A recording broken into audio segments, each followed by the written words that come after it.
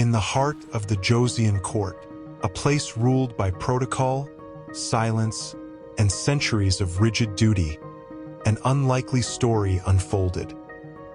It is a story that has been retold in dramas and books, but stripped down to its historical core, it is far stranger, more human, and more tragic than fiction. It begins with a girl who wanted her life to be her own, and a king who refused to let her disappear. Seong Deok-im entered the palace at 10 years old, anonymous among hundreds of court maids. Her family was neither powerful nor wealthy, and her future should have been unremarkable. But fate placed her within the household of Crown Prince Isan, the boy who would one day become King Jeongjo. From the beginning, she was known for an unusual mixture of intelligence, calm pride, and the quiet self-respect that the court rarely granted its young women.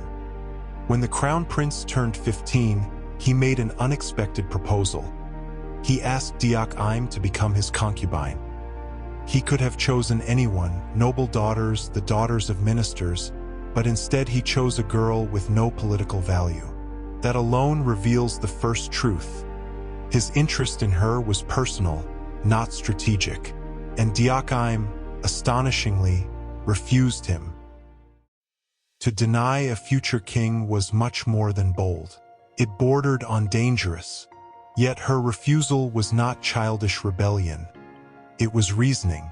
The main queen had not yet produced an heir. To Deok-im, stepping into that role before the queen became a mother felt improper, even disloyal. She believed she could live her life in service, not as a woman used to secure the dynasty. For now, she remained a court lady, not a royal partner. 15 years passed. Young maids grew into women. Court politics shifted like tides. The prince became a king. And yet one thing remained unchanged. Jeongjo had not forgotten her. When he approached her again, now as sovereign, Deok-im refused once more. And this refusal tells us more about her character than any romanticized retelling ever could.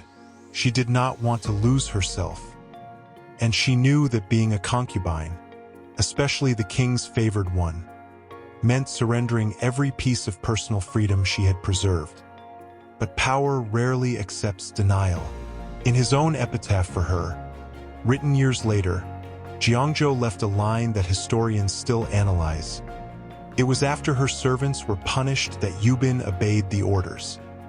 The sentence is brief, almost cold, and yet it reveals the pressure beneath the polished surface of royal life. Someone close to her suffered, and she understood what the king was telling her without words. He would not let her walk away again. After that moment, Deok-im accepted his command. That same month, she became pregnant. In 1782, she gave birth to a son, Jeongjo's long-awaited heir. She was elevated to Yubin, the highest rank a concubine could achieve. From the outside, it looked like triumph.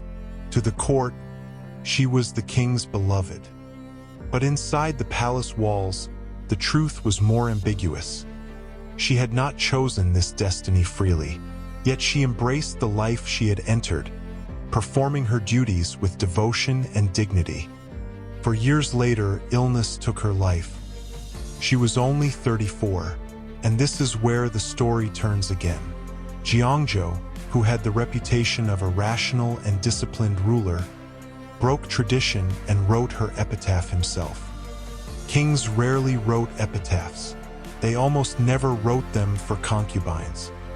But Jeongjo wrote hundreds of words, describing her virtues, her gentleness, her intelligence.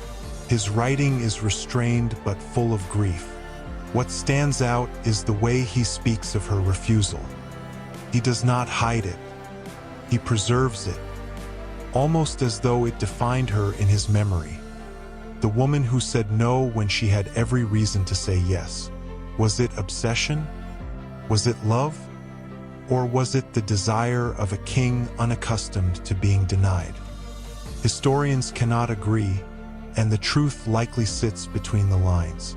What we do know is this: Jeongjo did not pursue her because she was politically useful.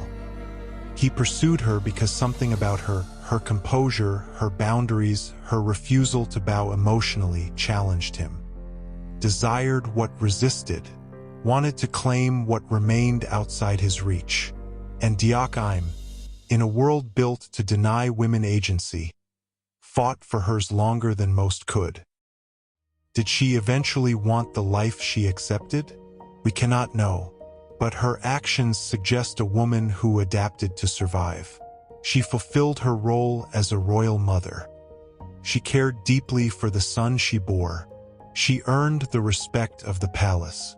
And yet the tragedy of her story is that her deepest choice, whether to join the king as his partner, was never fully hers.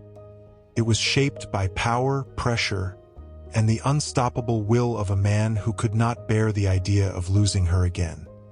In the end, Deok-im's story is not simply a romance or a tale of forced destiny. It is the story of a woman whose quiet strength moved a king, whose refusals shaped their fate, and whose life reveals the complicated, often painful reality behind royal love. It is a story of desire entangled with duty, affection tangled with authority, and a king who could command an entire nation. But not her heart, not at first, and perhaps not ever.